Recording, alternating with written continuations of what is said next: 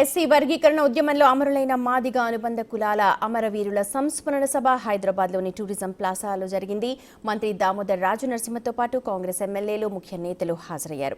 SC వర్గీకరణ ఉద్యమంలో అమరులకు నివాళులర్పించారు. వాళ్ల కుటుంబ సభ్యులు కాళ్లు కడిగి ఘనంగా సన్మానించారు. మంత్రి దామోదర రాజనరసింహ 5 లక్షల రూపాయల చెక్కులను వారికి అందజేశారు.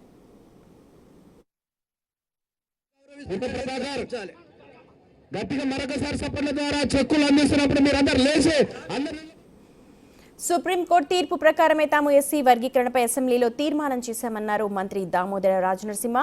ప్రభుత్వ చిత్తశుద్ధిపై విమర్శలు చేసే ముందు నివేదికను చదవాలని సూచించారు. మంత్రి రాజనరసింహ ఇంకా ఏమన్నారో మా ప్రతినిధి హరికృష్ణ పూర్తి డీటెయిల్స్ అందిస్తారు. ఎన్నో ఏండ్ల కళ నేడు నెలవేరిన రోజు, దాదాపు 30 ఏండ్ల ఉద్యమానికి వర్గీకరణ అమలుకు నోచుకున్న రోజు. ప్రస్తుతం మనతో పాటు దామోదర్ రాజనరసింహ ఉన్నారు. వారితో మాట్లాడే ప్రయత్నం చేద్దాం. సార్ చెప్పండి, ఎట్లా చూస్తున్నారు? అంటే ఎస్సీ వర్గీకరణ అమలు అయ్యే రోజు, చట్టరూపంగా రాల్చే రోజు ఎప్పుడు చట్టం చేయబోతున్నారు? సుప్రీంకోర్టు ఇచ్చిన తీర్పు చాలా చక్కటి తీర్పు. రిజర్వేషన్లో కూడా రిజర్వేషన్ ఉండాలి. అందరు ఎస్సీలు హోమోజీనియస్ కాదు, ఎస్సీలలో హెట్రోజినిటీ ఉన్నది. అందులో ఎంపిరికల్ డేటా తీసుకోవాలి. మోస్ట్ బ్యాక్వర్డ్ ఆర్థికంగా, విద్యాపరంగా, ఎంప్లాయ్మెంటు, స్థిరాస్తులే కానీ, వృత్తి కానీ, లిటరసీ కానీ, ఇవన్నిటిని దృష్టిలో పెట్టుకొని ఆ గ్రూప్స్ని ఐడెంటిఫై చేయాలి. జనాభా ప్రాతిపదికన చేసి ఫస్ట్ ప్రిఫరెన్స్ వాళ్ళకి ఇవ్వాలి. ఈరోజు కమిషన్ ఇచ్చిన ఒక రిపోర్టు, ఆ రిపోర్ట్ని ప్రభుత్వం విశ్లేషించడము, ఒప్పుకోవడము, క్యాబినెట్లో పెట్టడము, అదే రోజు సాయంత్రం మళ్ళీ తీర్మానించడము. అంటే ప్రభుత్వంకి రేవంత్ రెడ్డి గారికి ఉన్న commitment, it's a commitment, pure commitment.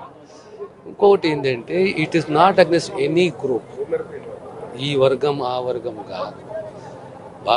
Constitution మాకు రిజర్వేషన్ ఇచ్చింది.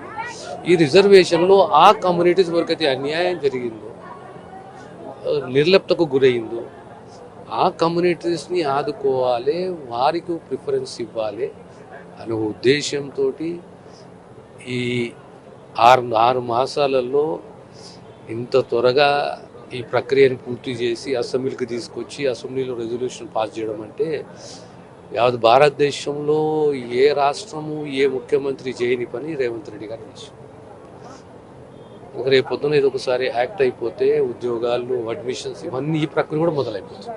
అంటే కమిషన్ ఇచ్చిన నివేదికలో కూడా తప్పులు తడగా ఉందని చెప్పేసి మందకృష్ణ ఆరోపిస్తున్నారు. నేను ఎవరు ఆరోపించారు, ఏం ఆరోపించారు దానికి నేను స్పందించను. రాజకీయాలు సేవనే నిబద్ధతే కమిట్మెంటే విజనే.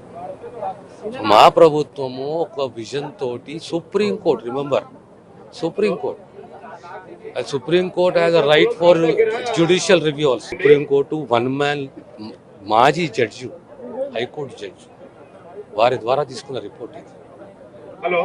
అది ఒక్కసారి ఎవరు మాట్లాడినా ఒక్కసారి ఆ విశ్లేషణ చేసి మాట్లాడితే బాగుంటుంది. సెంట్రల్లో వర్గీకరణకు సంబంధించి కాంగ్రెస్ పార్టీ కార్యాచరణ ఎట్లా ఉండబోతుంది? రాష్ట్రం అంటే వర్గీకరణ అమలు చేస్తున్న మొదటి రాష్ట్రంగా తెలంగాణ అంటే మొదట తెలంగాణ రాష్ట్రం అయితే ఆల్మోస్ట్ అయిపోయింది, కొద్దిగా ఉన్నది, అది క్లోజ్ చేసుకుంటే ఆ తర్వాత ఈ అనుభవాన్ని వాళ్ళు దృష్టిలో పెట్టుకొని నిర్ణయాలు తీసుకుంటారు.